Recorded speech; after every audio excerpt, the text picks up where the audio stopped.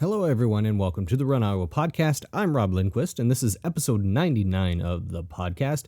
And it's just me today until our interview section, and that's okay. This episode, we are going to talk a little bit about a fun run coming up here in Council Bluffs in the early part of August. We're going to talk with Pat Mulder. He's my local toenail expert, and that's kind of fun. And then our of the weeks. So stick with us, episode 99 of the RunIowa podcast.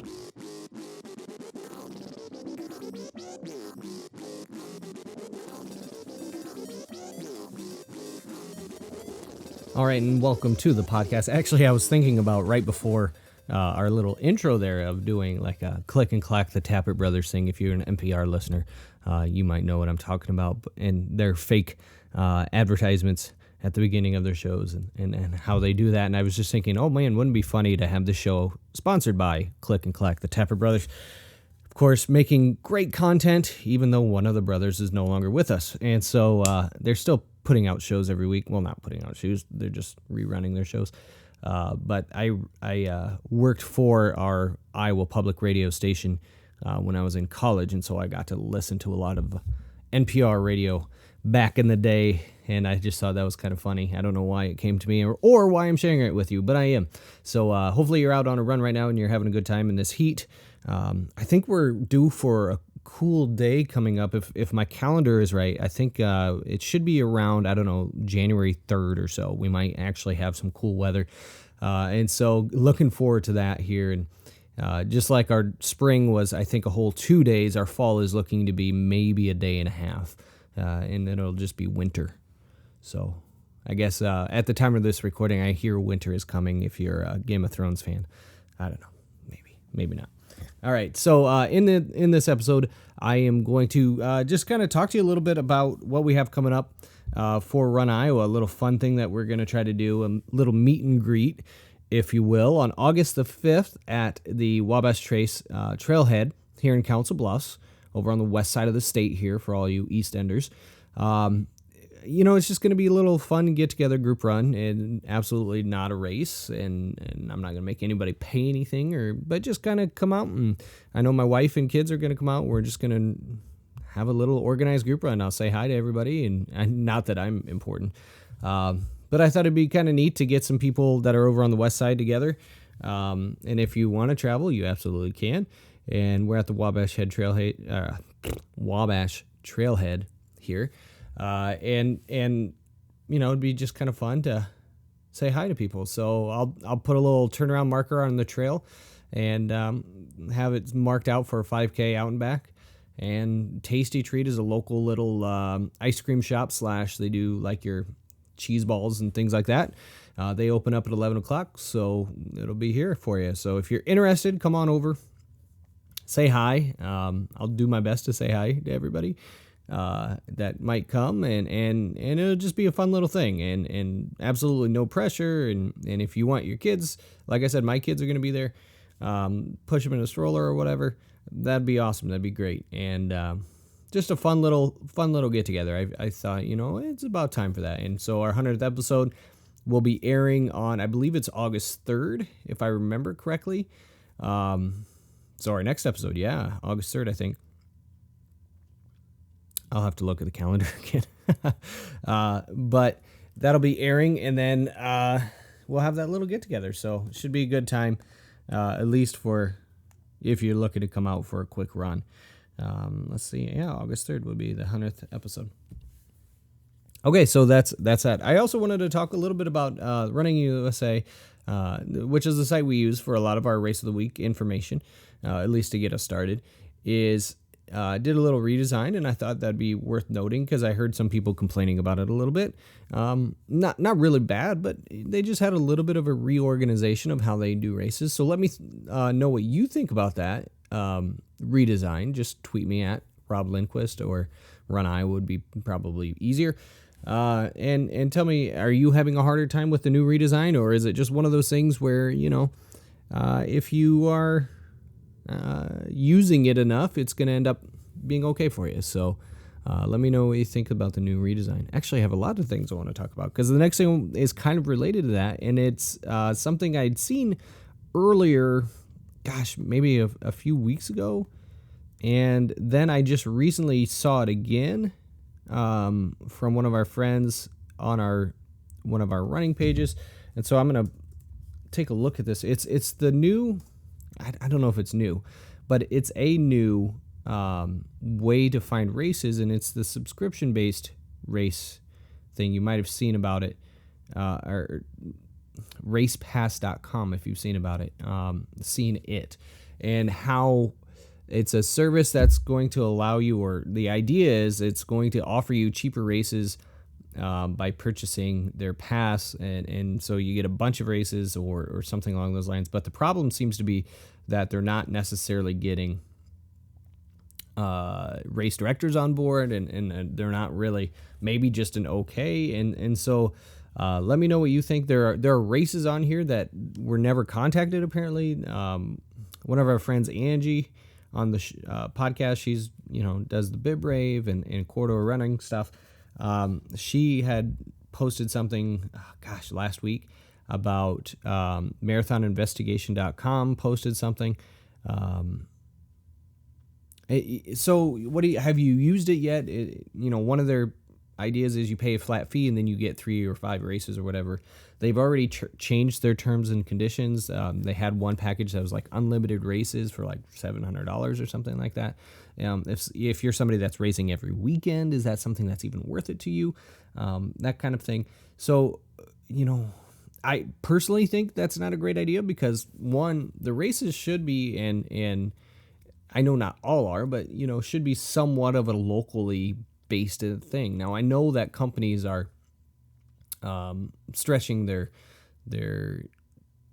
we're making a broader stretch by offering races in different places, and that's fine, but it still needs to be something that is going back to that local community in some way, and I think a lot of races are still doing that, and not all of them are. I understand that, but it'll be interesting to see how this plays out, because there are a lot of things that are on this kind of subscription-based service. That's kind of the trend we're on right now. And so buying your races in bulk wouldn't necessarily be a bad thing, but man, you really got to figure out how you're going to still, a lot of local races are helping local organizations. So how are you going to still offer that help to those local organizations?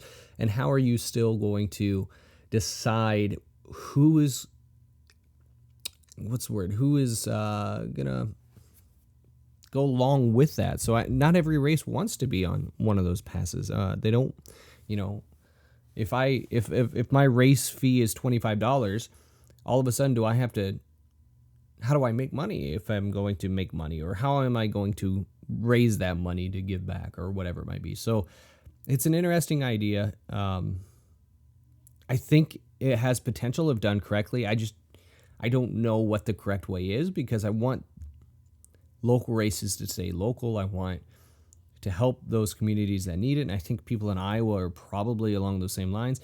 And again, I completely understand that some of the races even I run lately have been races that are, run somewhere locally, and they might help the community, but the actual race director or race company that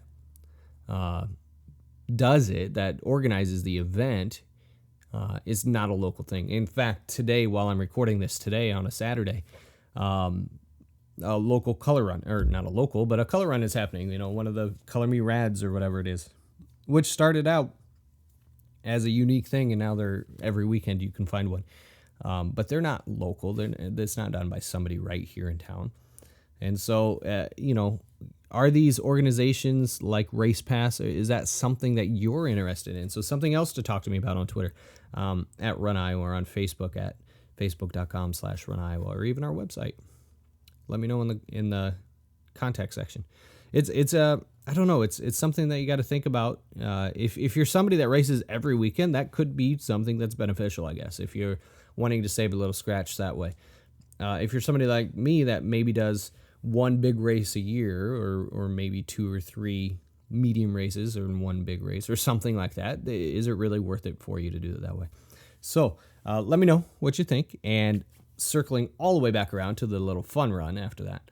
On August the 5th, it will start at 10:30 at the Wabash Trailhead. It's on Harry Langdon Boulevard. You can look up the directions or just send me some a question, and I can help you get there if you're not from the area, but you might be in town. So looking forward to meeting some people and seeing some people. There is a Facebook event invite through RunIowa, so go to facebook.com/RunIowa. Check out the event invitation or organization or whatever. If you're interested or if you think you might come or something like that, go ahead. If we get like enough confirmed people, I'll maybe buy some coffee or donuts or something too, and bring them out for people. So just think about it. With that, what we're going to do is Dave and I talked earlier this week with Pat Mulder. He's been on the show before, if you remember him, in his toenails, which is awesome, by the way, because I don't know why or exactly what I did, but I love that Pat is able to tell us about his toenails, and he has become, and I mentioned this in our interview, my resident toenail expert. He's had surgery on all 10 of his toenails, and we talk a little bit about that. We also talk about the reason that we talked to him this week, or not the reason, but one of the ways that we started our conversation was I asked our Twitter users, how long has been your longest delay from running and then come back from it, and got right back in it. And so his was because of his toenail surgery, I believe, and then came back and ran a 50K. A 50 miler. A 50 miler. And so I think it was in 5 months or something like that. I apologize. We recorded the interview earlier than when I'm recording right now. So take a listen. If Pat's a great guy. He's down in Florida right now. So we also talk about the differences between running in Iowa and in Florida. And stay with us here on episode 99 of the Run Iowa podcast.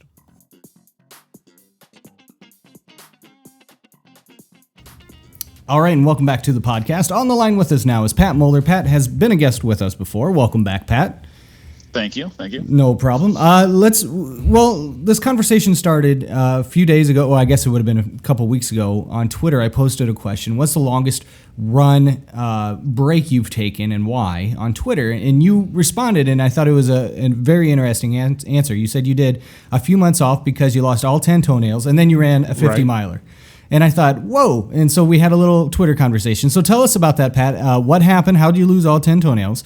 And then your break, and then what got you into the 50 miler? I wouldn't say I lost them. I had them removed. Oh, that's right. Yep. Yeah. I've had bad toenails basically my whole life. And then when I took up running, I was losing a lot of toenails. Right. I then switched to Ultras, which I know you guys are a fan of. I'm a giant fan of the Ultra shoe. That helped some, but I was doing my run streak. Mm-hmm. And I was going through, I was 581 days into my run streak when it ended because of surgery. Oh. But I was every 2 to 3 weeks, I was pulling another toenail off with pliers myself. It was pure misery all the time. Right. It was absolutely horrendous. So I went in, I scheduled surgery, had all 10 toenails cut out. And you guys have seen some pictures and commented even later on about no, you shouldn't see these pictures. Right, exactly. Right. Yes. So with that, the surgeon made the requirements. He knew I was a run streaker. He said, I need 3 months off from you. You give me 3 months off and I'll do the surgery. And I said, okay, I'll give you 3 months off. So my last run was the morning of the surgery. 581 days into that run streak, it ended.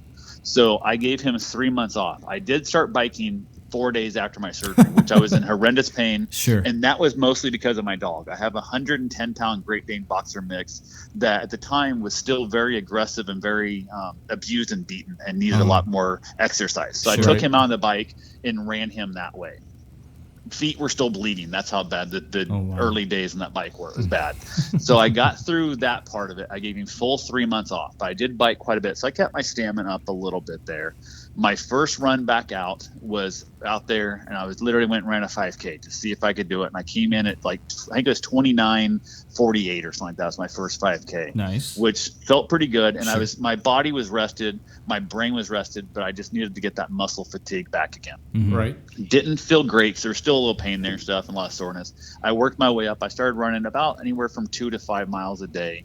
and never felt good. Like none of my runs felt fine. I knew I'd already scheduled a 50-mile race that was coming up. I think it was 5.5 weeks after my 3 months off. Oh, wow. So I knew I had to get into this. And I kept trying different things. I'd try short days. I'd try slow. I'd try fast. And everything felt like crap. And then I had a brain I changed my thought.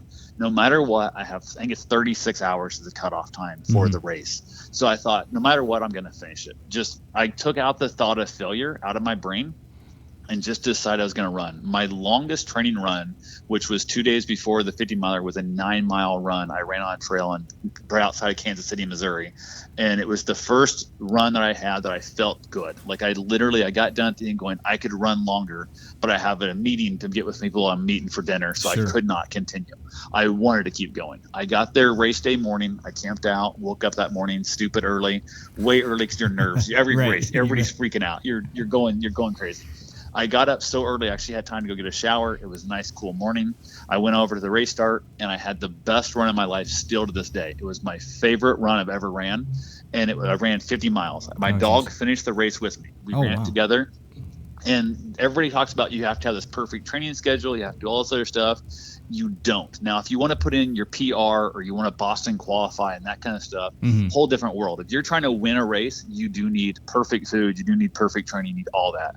But if you're out there more like you're going to try your next 50 mile or 50K, whichever you're doing next, and mine was more of a survival of the fittest. It was just, can I survive this? Right. And I went out and I just absolutely had a great time. Now, it did take us over 13 hours to finish because we had downtimes at aid station feeding and watering my dog, watching him, go to the bathroom, that kind of thing. It all takes more time. And there was numerous times where I was having to walk for him that I would have tried running. But with trail racing, as you'll find out as you get longer distance, you learn to walk the hills. At the bottom of every hill you get to, just put your head down, stop running and just power hike the hill. You'll get to the top a minute slower than the guy who ran it, but you'll have 20% energy consumption. You'll use less energy. So just plan on walking every hill you get to, especially at some place that's really technical, like the Kansas race was, very technical race. And you're just watching your footsteps, all that kind of thing, as you start off in the dark and you finish in the dark, depending on how far you're going. And that's what I did. I just I was able to turn my brain to realize no matter what, I was going to finish this race, to the point of I even made the requirement, same as my 100-mile I started it, was if I want to drop out of this race, you have to make me call an ambulance. It's going to cost me $1,800 to drop this race. So I got to pay for an ambulance ride. Right. Because if I'm not willing to pay $1,800, I'm just being lazy at this point. So that was mine. I know when you talked about missing time, everybody worries about, I missed my long run or I missed my fast run. And you don't need it. Just go out there.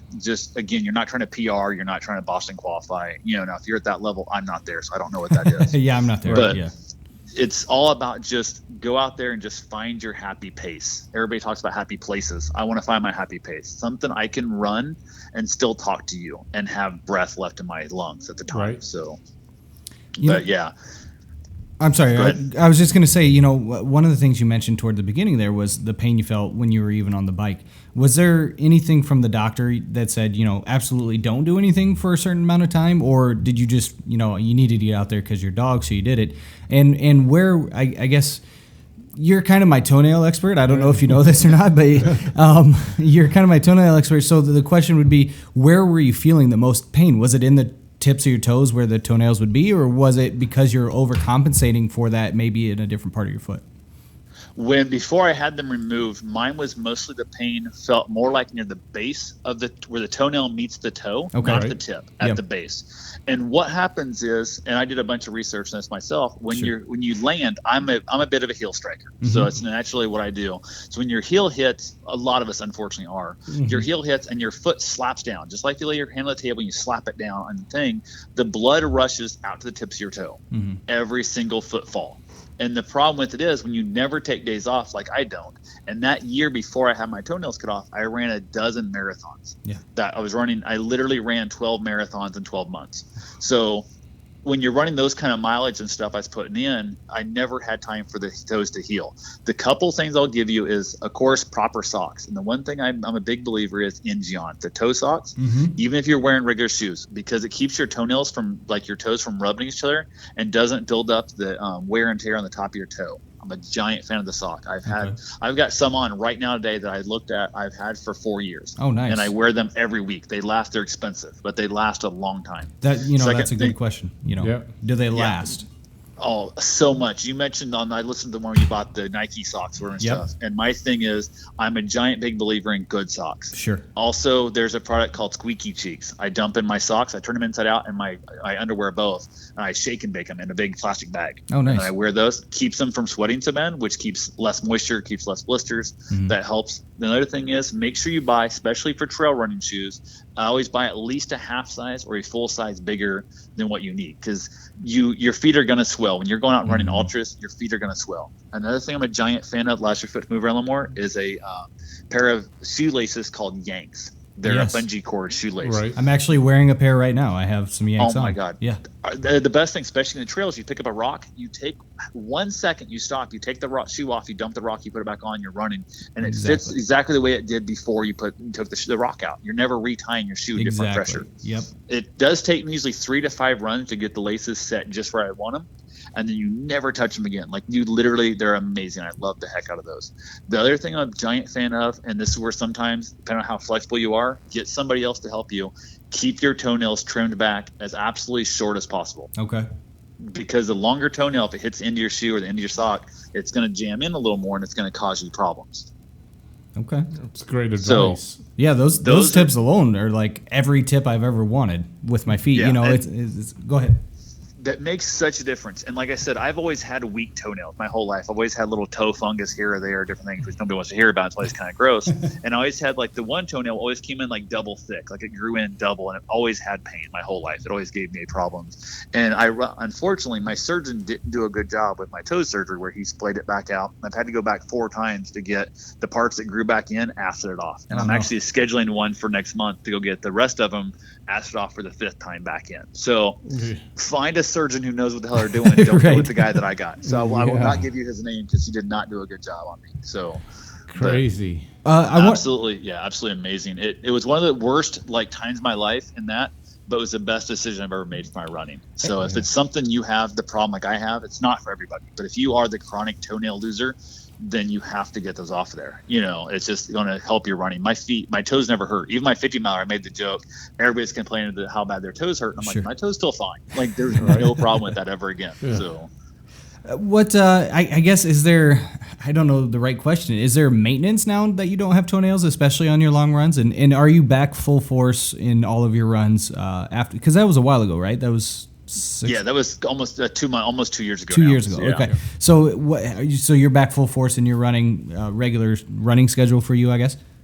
Yes. Had he done the surgery correctly, there'd been no maintenance at all on him. Unfortunately, because he did do a poor job and little tiny parts came out, I basically have had I've had 20 some ingrown toenails since then. So it's causing me problems. Yeah. So I'm having more issues again with this, which normally that would not be the case. But on the toenails that never came back, you don't notice it. The first few months, your toes are more tender.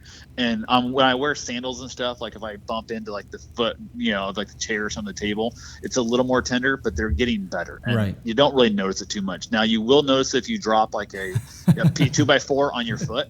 You do have a little more pain, but that pain is once every 4 months as opposed to daily pain. I don't think about my toes running at all anymore. I really don't. And I am back to full force of running with the toe surgery. There's nothing. That's all been literally the 50 miler. By the time I came back up that 3 months, because the toenails had not started to grow back in yet and the screw up, I was 100% on the toes within probably 4.5 months. I was 100% with my toes. And I had 0 blisters. I had 0 toenail problems, none of that stuff afterwards, because it was just that whole concept of they weren't fighting themselves. Like, the toenails were such a problem in my life that I think I favored my foot more and tried to stay off my toes. And now I'm able to work a little more on 4-foot landing, that kind of thing, because it is so much better. So, yeah. But when you talk about the full force training and stuff, I did train a year later for the 100 miler at the same race course, which means 4 laps of the grossest technical course I ever had in my life. And I had been training for it, but not fully. I'd never worked on a 100-mile training plan. I just got to the line saying, okay, I'm going to do this. And I have plenty of time. Like I can literally, I'll finish this one way or another, or I'll call an ambulance. There's no way around it. And the morning of the race, they told us they were running us on the road, not on the trails, because it's been raining for a while. And I have trail only shoes, no running shoes, I don't have Olympus. I don't have my extra padded road shoes and that kind of stuff. I'm out in the sun all day because there's no shade on the parking lot of the campground basically. And I ran about a half marathon a day and realized I was bored.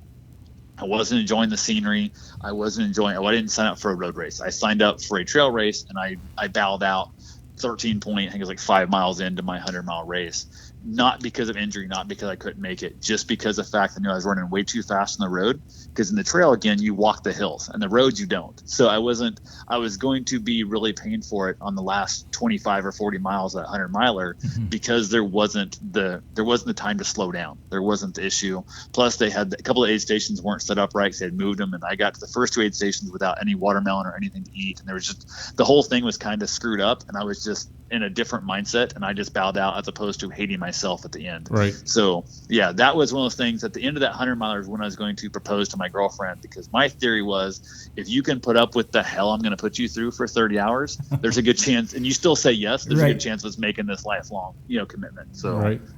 That's crazy.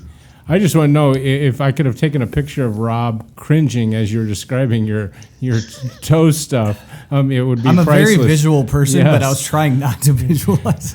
He was. Well, I know before I sent pictures on Twitter and stuff. You guys have seen some of those photos, and I sent the mild versions of them. I have some that I look at and I cringe myself still. So yeah. Well, go ahead, Dave. No, I was just that that's all good advice, because I think when we've had listeners in the past ask about, geez, I've got a toenail that's black and blue, and what do you do and how do you prevent that? And you can find, and I'm sure you know this because you've been dealing with this for your whole life. There's as many websites that give you conflicting advice on how to take care of your toes as there are anything else, recipes to lose weight, whatever, and finding something that helps you is important, and good tips are always much appreciated. Yeah, and then one of the things I learned while fixing them over the years, whether it be, for my toes, horse stepped on them or whatever, everybody says take a straight pin or a safety pin, heat it up with a lighter and poke a hole in it. Don't do that. That hole is too small. Grab yourself a paper clip. Heat that up, and it makes a bigger hole, and usually I burn through it twice. I'll burn almost all the way through, I'll reheat the paper clip, and I'll put it in and aim towards the middle of the hole, or where the black part is, and then you can push the pus out, because the small paper clip hole, or the safety pin hole is too small, and it gets plugged up by the pus. Gross as that sounds, and we might have put a warning on this podcast. A paper clip is the way to go with that, because then it'll continue to allow it to pus out throughout the time. It doesn't close up on itself. So my theory for getting through that kind of thing is just complaining about it the whole time, and then hopefully it goes away, that kind of thing. You are Pat, currently in Florida now, and as your last question today, I'm going to ask you, what are your big differences on running in Florida than what you had up here in the Midwest? Okay, I'm going to tie in a little bit too. Usually your most original thing or most unique thing, I'm going to tie them together. Right. Sure. But that one, I had a 8 or 9 foot alligator almost eat my dog. Oh, geez. One of my runs when I first got here last year. I was letting him cool off on a trail run, which down here, all the trails are pure sand. There's no dirt in Florida. It's all sand. So you just get used to running. Even in your timber trails are still sand. And it was hot because it's Florida. Everything is just stupidly hot. So you try and run as much as you can at night or whatever and stuff. And I was running on a trail that was really heavily shaded, so it wasn't too bad. And I was letting my dog splash around the water to cool off. And I looked around, didn't see any alligator slides or nothing, didn't see any real thing that looked like danger. And he likes to splash water. He's super tall. He's a Great Dane. Sure. So splash water on his belly, and it makes the sound of a dying animal on the edge of the water. This was my first, before I moved here, didn't really know shit about shit yet. Yeah. And I looked back, and as I'm watching my dog, trying to turn it back in the water, I pull him out of the water, and I look over and I see the common V of the alligator shooting up out to launch up to grab him. And luckily, he's voice commanded to jump up, and I hollered up, up, up, and he jumped up on the bank with me, and we took off up the hill. And I went down later, a couple days later, and there was the claw mark of the buddy of mine who's an alligator remover, nuisance remover, said the size of it was 8 to 9 foot is what the gator would have been. So that's the more unique thing I've ever seen. I've got a little bit on video as I jumped out. I was filming it, and so you can see a little bit of that video of the gator coming up in the V of the water as we jumped up on the bank and ran like it was. So you got to watch where every water hole in Florida has a possibility of an alligator. Right. The fact that you have to think about that, because up here I would never even, obviously never cross my mind to think of something like that. But the fact that that's like, okay, do I have my socks? Do I have my alligator, repellent, that kind of stuff. Right. Exactly. It's then crazy. You don't realize how much the animal life down here is so much different. I went on a group run up the group, and we went running, and we were probably about 2 miles into the run, and there was a female, a male, my dog, and me, all four running. That was the order we were running along the trail. And she ran past. I didn't see her. She's ahead of us. I saw the guy almost step on it. I saw Bruce almost step on it, and I went around. It was a coral snake, which is a venomous snake. It was the first coral snake I've seen in Florida since I've been here a couple of years now, and I was super excited about it. It's like, oh, look, coral snake, but I'm always like, oh shit, that could kill you. Right. So those little things. So you have to watch kind of where you're at. Up in Iowa and stuff, we had some water moccasins off and on, and had some little things that are a problem, but not nearly like we have down here in Florida. Right. So the wildlife is probably the biggest thing you need to watch out for. Is just, and again, I've ran every day. I run streak, including during Hurricane Matthew. I ran during the hurricanes and stuff. So, and I've seen a couple dangerous animals that could kill me. So it's very unlikely. I've heard a couple bears, but I haven't seen them yet. And a lot of the wild hogs, you got to watch out for those. Right. But it's not as big a deal. But the big thing with Florida running I found is it's virtually impossible to hill train. So there's no hills anywhere.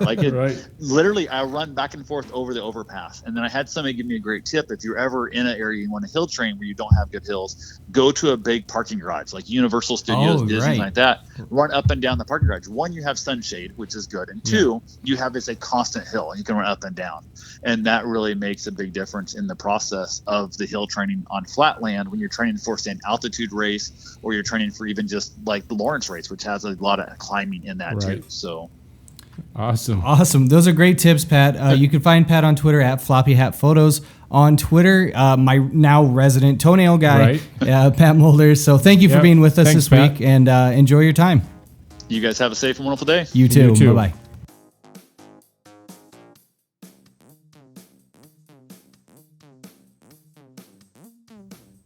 And our thanks again to Pat for enlightening us. And so you can find him on Twitter at Floppy Hat Photos.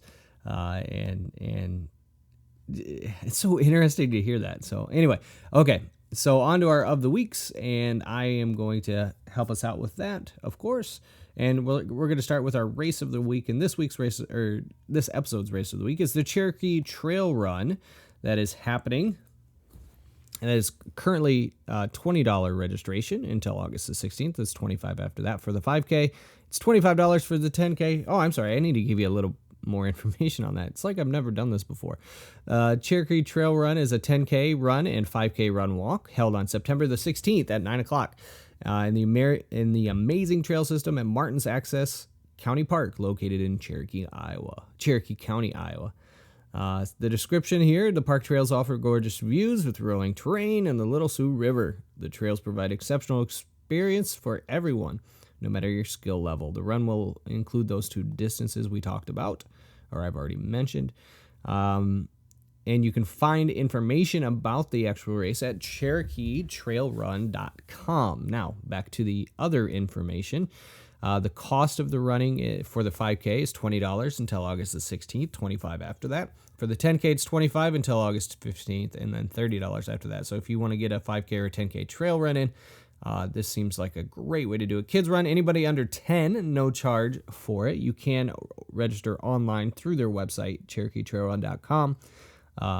It's a Get Me Registered account, or you can mail in your registration. They do have a downloadable file there that you can mail in no later than September the 12th. It has to be received by. So just make sure you do that. There are beautiful pictures on their website and all of that. So check it out, the CherokeeTrailRun.com. All right. Now for the tips of the week. This week's tip of the week is from verywell.com. How to find local running races. This is an article that was posted, written in September 2016. We'll have the link for you at RunIowa.org if you want to check it out, and the show information all the way down on episode 99. But some basic tips, if you want to see it, there are 6 tips that they use. The first of which is awesome, is contact your local running club. They're going to help you find a local running race. If you're not aware of a local running club, you can always check out the RRCA website and see if there's anything officially through them. But if word of mouth is also great. If you're on a trail and you see somebody with a running club shirt, that might be a way to do it as well. But don't be creepy about it. That could be a creepy situation. Check out your local running specialty shop or sports store. If you have a local running store, go there, start there, and see what they might have for a local race for you. Search the internet. That's also great. Of course, like I said, we use Running in the USA a lot. Active.com is great as well. There are some other sites you can take a look at as well. Talk to other runners. Just mention that. And check with your local health club. But I think the best way to find a local race for you is using social media. You can always do some searches for local races, things of that nature, and find some runs that way. Or even podcasts. I don't know, maybe a podcast does a race of the week or something like that can help you find something local within your state. I don't know, maybe. But you can see more details from that article at our website, runiowa.org, and we'll have it in the show information. All right, I'm going to take a little break. I'll come back here and wrap things up on episode 99 of the Run Iowa podcast.